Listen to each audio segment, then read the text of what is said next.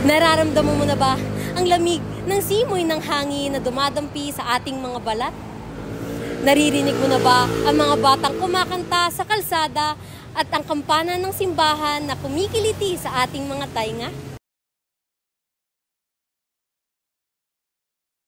Magandang hapon po, Nanay. Ako po si Jason Hilario from Utubuntik Production. So, nandito po kami para mag-conduct ng isang documentary.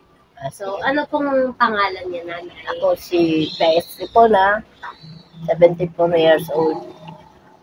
Kamusta naman po ang buhay niya dito? Okay naman, may mayroon naman ako pinagkakakitaan tinda ng maliit. Ito na nga, anak boy ko. Araw-araw. So, para po sa inyo, buhay pa po ba ang diwa ng Pasko? Ay, oo. Hindi pwede yan maalis. Diyan tayo nag-umpisa sa ang ating salvation. Pagpunta ng ating Panginoong Jesus dito sa para ang tao maligtas sa kasalanan dahil tayo ay nakalubog tayo sa kasalanan dahil sa gawa ni Eva at Adan. Pero nung ang Panginoon bumaba dito, binaba niya dahil ang tao mahal na mahal ng Diyos. Binigyan niya tayo ng pagkakataon na mabuhay ng ayon sa kanyang kalooban, hindi doon sa ayon sa kalooban ng kaaway, si Satanas. Mas iba ang buong sanlibutan muli kasi nalugmok ng tao sa kasalanan. Kamatayan ang kasalanan. So, Nanay, paano niyo po na si-celebrate yung Pasko niyo na kayo lang po mag-celebrate? Pag ganitong kasi may church ako minatilan. Yung KCC dyan, malapit din sa inyo, sa UCC. Kami pagkaaraw ng Pasko, nagsiselebrate kami ng 25, pero nagbibigay lang kami ng Pasko talaga na ino-offer talaga namin sa Panginoon. Nagkakaroon din kami ng gift giving, offering namin sa Panginoon. Yan ang kailangan talaga namin. Ano yung pinakamagandang regalo niyo po na natanggap? Saan? Yung Pasko. Pinakaregalo sa akin? Pinakamagandang natanggap yung regalo. Uy, ang pinakamagandang regalo sa akin, yung magpasalamatan ko ang Panginoong Jesus para sa kanyang ginawa para sa atin na maisig tayo sa kamatayan sa impyerno. Yan ang So, Nanay, ano pong pinagkaiba ng Pasko niyo noon sa Pasko natin? Ay noon, pag nagpasko, puro nung unbeliever pa ba ako, yung magsimba, pagkatapos punta lang, balik sa bahay, punta ng lakwatsa, kung saan. Ngayon, pag araw ng Pasko kailangan, time ng araw na yun, punta ka muna sa Panginoon, magpasalamat ka, atin muna siya ng happy birthday, mag-offer ka ng sa mga kapatiran, mag-offer ka ng, kung mayroon kang maibigay, mayroon kang may share sa mga kapatiran na wala, yan ang ginagawa. So, Nanay, last question po. So, wala po kayong anak. So, sino po yung mga pinagre-regaluhan niyo po? Or sino po? Mga apo ko. Minsan mga kapatiran mga anak ko, mga kapatiran namin sa church. Nag-aano kami ng mga gift, bibigay kami ng mga bawaan sa kanila, plantibela. Minsan tumutulong kami doon sa aming church. Nag-iipon kami ng mga gift, humingi ng mga, tapos bibigay doon sa walang mula talaga. Na pagdating ng Pasko, ma-enjoy mo lang nila, mayroon silang kakainin sa pagkainan, mayroon silang na mabigyan, at nakakatulong sa kanila. So, ayun po. Maraming salamat po sa pagsagot ng mga katanungan po namin. Thank you. Salamat. At tuwan-tuwa rin ako. Na-share ko rin yung kabutihan ng Panginoon sa buhay ninyo. Na siya lang talaga ang ating pinagtitiwalaan ng buhay natin. Wala nang iba. Kaya sabi nga, natin lang ang ating buhay sa Kanya lang. Trust in the Lord. Yan, sa lahat ng pagkakataon sa pagkat, siya lang ang may-ari ng buhay natin. Siya lang ang maging lahat na natin.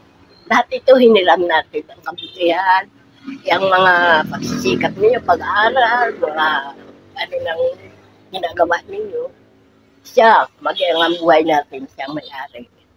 Kaya ang message ko sa inyo, ang Panginoong Yesus lang, ang tunay na daan, katotohanan at ang siya lang ang nagbigay sa atin.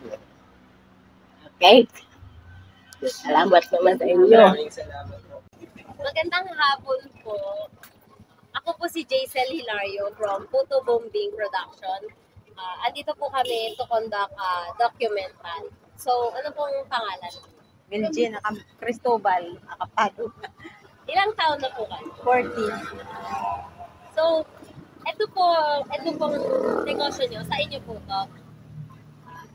Yung place po na to, sa inyo din po ba to? Hindi. Nag-iano lang kami dyan sa may Congress. Din Okay. sa homeowners. Okay. So, gano'n na po kayo katagal na titinda? Di ko alam yung pandemic pa. Ano ba yun, Be? Anong taon ba yun? 2019. Kuya, alam mo. 1919, gano'n po. So, sino po yung katulong nyo sa pagtitinda? Ako, kaming dalawa. Tsaka yung kapatid. So, kaano-ano nyo po sa si ate kinikilig, oh. So, kamusta Siyempre. naman po kayo? Ha? Okay naman po kayo? Okay naman, kaso lang mahirap. Kapagod. Pero yung negosyo nyo, ate, okay naman siya. Oo, ngayon, Be, nag-click naman. Ito paano, makakain na rin kami sa 3 bisis sa araw. So, Yun lang. para po sa inyo, buhay pa po ba ang diwa ng Pasko? Oo naman. Buhay pa. Alaman. Para sa iyo, ate, buhay pa naman siya ngayon na nararamdaman niyo. Nararamdaman naman kahit mahirap. Kinakaya, So, syempre. ate, anong pinagkaiba ng Pasko mo noon sa Pasko mo ngayon? Paras lang din. Kasi wala naman kami binabalak na ng Pasko na kasi syempre ngayon katatapos lang namin nagbayad sa mga utang-utang kahit pa paano ngayon na bayad na kaya ngayon na pang-ipon. Hindi mo na yung mga pangbunggang So, ate, ano yung Christmas wish? basta healthy lang palagi. Ay, may nakakita pa. Basta healthy lang palagi, okay na yung tsaka tuloy-tuloy lang yung namin. Ito pa. So, ate, magtitinda din kayo tuwing Pasko? Yung 24 at saka 30. Pero anong Pasko na, syempre pahinga din naman. Kasi, ano mo muna? So, ate, kapag Pasko po ba, nireregaluhan niyo yung anak niyo, gano'n po? O may binibigay po ba kayo sa kanila kahit may po kanila? Tagbinti-binti. Kasi syempre, ang hirap ng buhay. Ngayon, medyo nakakaano na rin kami sa anak ko. Pero hindi pa talaga din yung kasi talagang mahirap. So, ate, kapag nagbibigay kayo ng regalo sa kanila, ano yung reaction mo kapag nakikita nila na masaya sila sa natatanggap? Siyempre, masaya ka bilang ina. Kuya, To. Siyempre, ina ka, di ba? Masaya ka na pag nakikita mo yung anak mo masaya. Di bali nang wala ako, basta meron sila.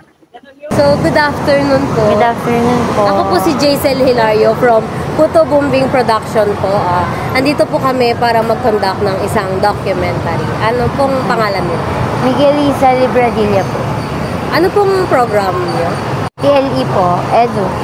Ilan taon na po kayo? 20 years old po. Kamusta naman po yung college life? Masaya naman po pero hindi naman maiwasan na minsan na-stress sa sobrang daming ginagawa. Pero habang may mga ginagawa, nag-enjoy din naman po kami. So, saan ka mas na-enjoy? Nung high school ka or nung ngayong college? Siguro po sa high school. Bakit? Parang po nun, hindi pa talaga siya sobrang ka-stressful and seryoso sa mga Ngayon kasi parang lalo na sa mga DepTals, gano'n. Iba na kasi yung college life para lang po sa akin.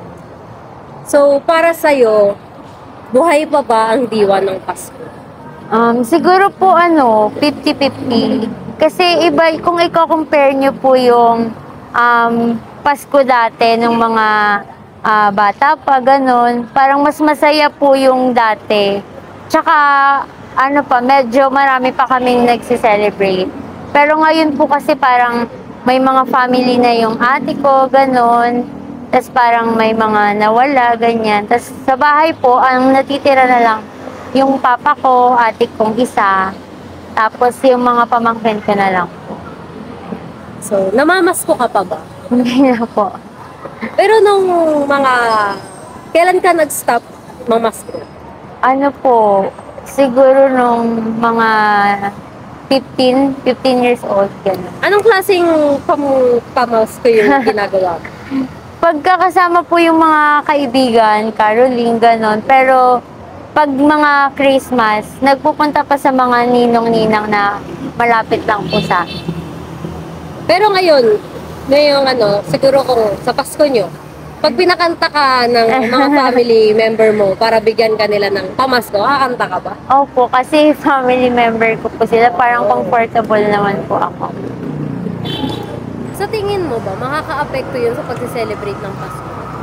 Hindi naman po. Depende po sa mga estudyante, sa time management po nila kung magka-cram po sila. Kunyari, mga 23 nila gagawin, yung mga ganon. Or kung ipapasa naman po or gagawin nila ng mas maaga, hindi naman po siguro makaka-apekto. So sabi mo kanina, may pamangkin? May Opo, pamangkin ka. So ano yung ireregalo mo sa kanila? Siguro po damit or mga laruan, gano'n. So, yun lang po yung last question na inaano ko sa inyo. Yun lang po. Maraming salamat po sa honest questions and genuine answers. Good afternoon. I am Hilario Jaisel from Puto Bumbing Production. So, we're here to conduct a documentary. So, anong pangalan? Princess Santiago. Ito. Kyla Vibes. Anong grade yun na? Grade 11 po. So, ano yung mga pinagkakaabalahan nyo ngayon? Studies. Yes, yung studies. Busy kayo ngayon? Super po. Super. Kinakaya nyo pa naman? Kaya pa naman? Kakayanin po. Kailangan po. So, anong balak nyo pag tapos nyo ng grade 10? Grade 10 kayo, right? Anong balak nyo kuning strat? Ako po is yung style na gusto ko kunin is TBL po. STEM naman po sa akin. Wow! Okay, good luck. So, I have a question muna sa'yo. Sige po. So, para sa'yo, buhay pa ba yung diwa ng Pasko? Yes po.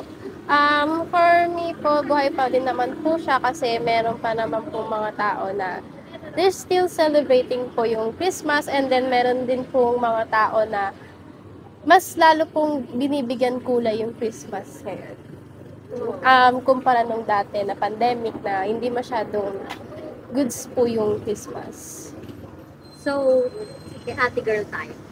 Kay ate pretty girl. So, ano yung perspective ng mga taong walang Pasko sa ganito Christmas?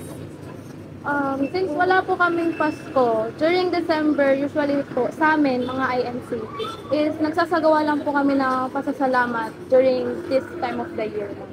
Yun lang naman po pinagkakaabalahan. So, anong pinakamagandang regalo na natanggap? Madami naman po ako na regalo na tanggap na. Yung siguro yung pinakamaganda po is still nagsasabay-sabay pa din po kami kumakain, nagse-celebrate. Yun po yung pinakamaganda na regalo sa akin. Namamasko? Now, hindi na po. Pero pag pinakanta ka ng family member mo? Ako po, yung routine namin is naghahanda na po kami, naglalagay na po kami ng decoration sa bahay, tas nag-iisip na din po kung anong pwede namin gawin sa Christmas talaga. Like luto, gano'n. Kasi meron po kami na part na ako magluluto sa ganito, sa left chef lang, si mama sa gano'n po. Nagpe-prepare na po. So, meron din kayo nagaganap sa inyo na parang Christmas gift din, exchange gift sa family? Wala po, pero si mama, dun si papa, tsaka yung lola ko po is nagbibigay po sa amin. Ikaw naman, ano yung ginagawa mo or yung routine mo kapag yung ganitong season? Pag ganitong season po talaga, yun nga po, gaya ng sabi ko kanina is, panahon po ng pagpapasalamat namin, like year-end Thanksgiving sa church namin. So, nagpe-prepare po kami kung ano yung dapat namin suotin doon, yung pera po na ihahandog namin sa araw na yun, kailangan po naka-ready na bago pa yung date na nakaset para sa pagsasalamatan. So, mag-best friend kayo. Gano'n na kayo katagal magkaibigan? Almost year na po. One year pa lang. 1 or 2 years. So, sabi mo kanina, ikaw magti-TBL and ikaw si Sam. So, ano yun? Same pa rin kayo ng school kapag tapos nyo na ng grade 10. After nyo ng grade 10, same pa rin ba kayo ng school? Hindi na po. Hindi na. So, magse-separate na kayo? Yes po. Pero may mga times pa rin na magpabanding. Opo. Pwede naman po kami mag-set ng schedule na katulad naman po dati na gumagala kami, pwede po kami mag-set ng schedule. Paano kayo naging mag-best friend? Ano po, nagkakilala po kami pandemic. Online class po nun. Pero hindi po kami super close. Like, nag-uusap lang po kapag may tanong sa chat, gano'n. Or may projects po na kailangan i-discuss. Tapos,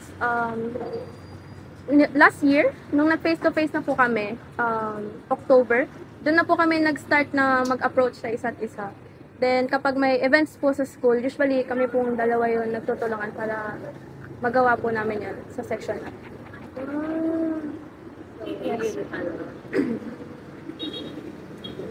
So, I have a question muna sa'yo.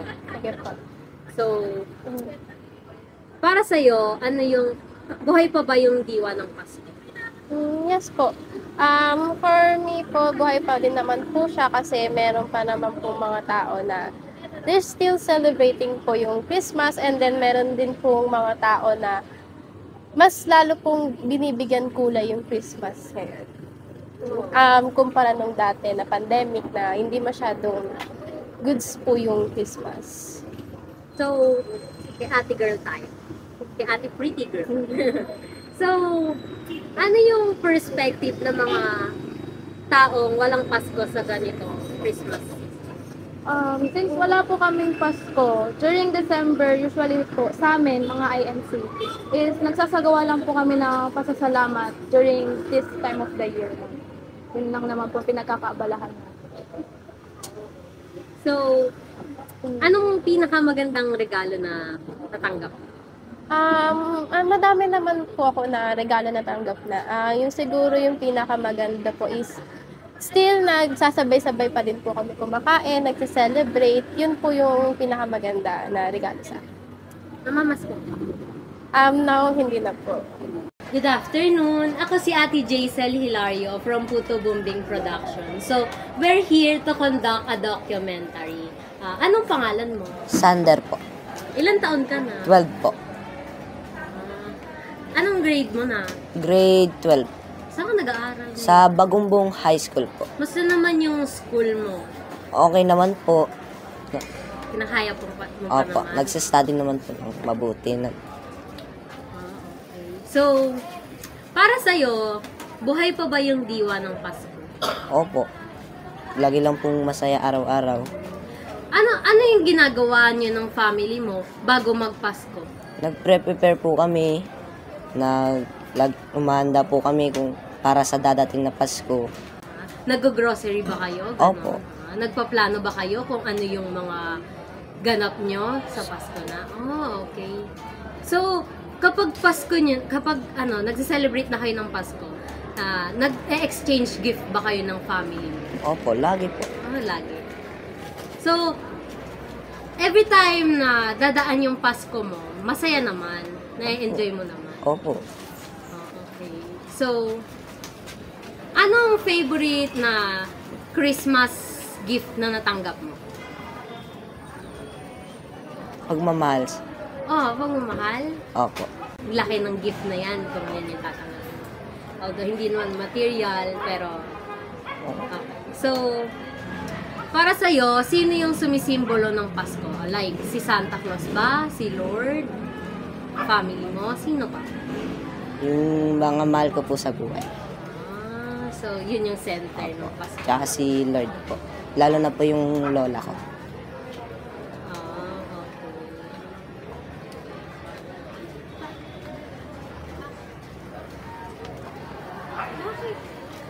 Okay. Bakit sila yung, sa tingin mo, bakit sila yung sumisimbolo ng Pasko? Kasi sa pang-araw-araw ko na buhay, nandito lang sila lagi para sa akin. Nandito lang sila para mahalin nila ako. So, andyan lang sila para suportahan ka, mahalin? Opo. Okay. So, yun lang naman yung mga katanungan na.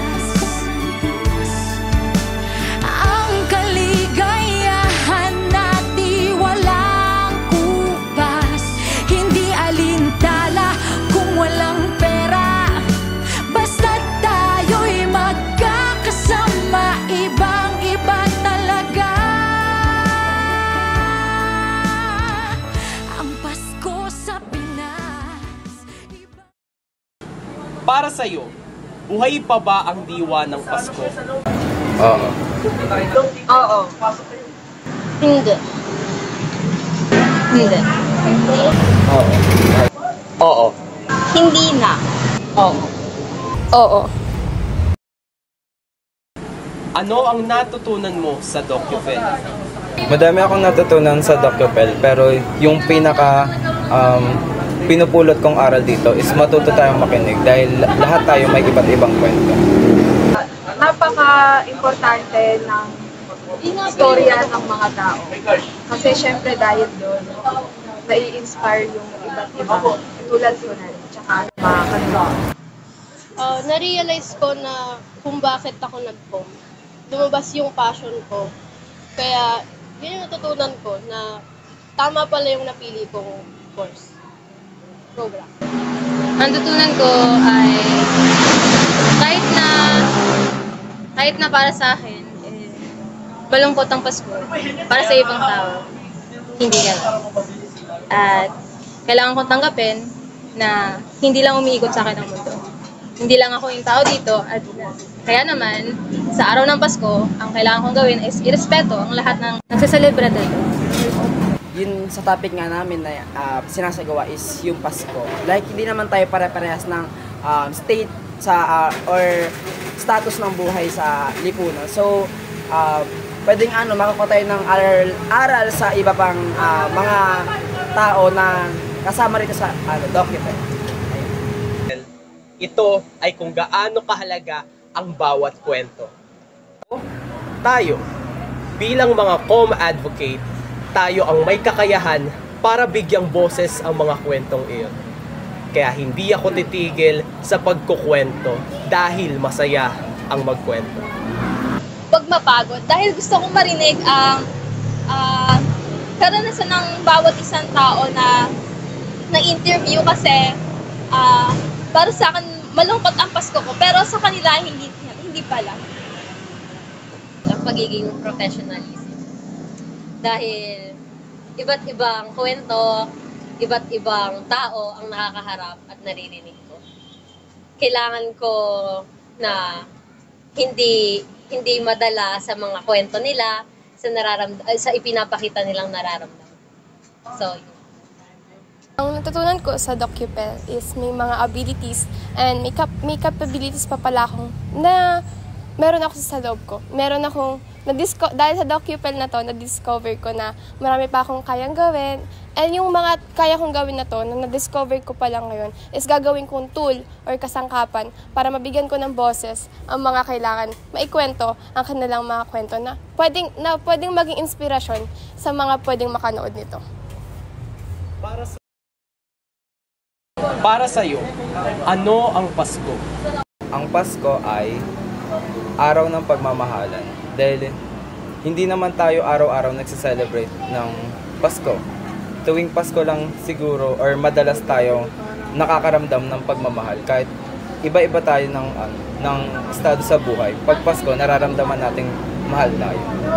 Para sa akin, ang Pasko ay isa siyang excuse para mag-ipon-iponan. Sa akin, ang Pasko ay isang araw kung saan dapat mong i-celebrate lahat ng araw na pinagpagulan.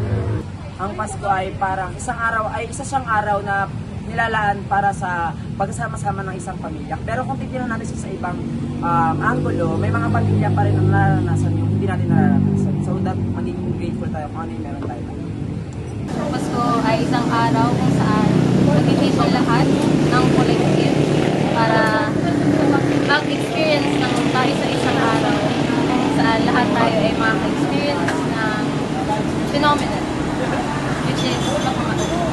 Para sa akin, ang Pasko ay dito ginaganap yung pinaka-special na araw para sa mga pamilya.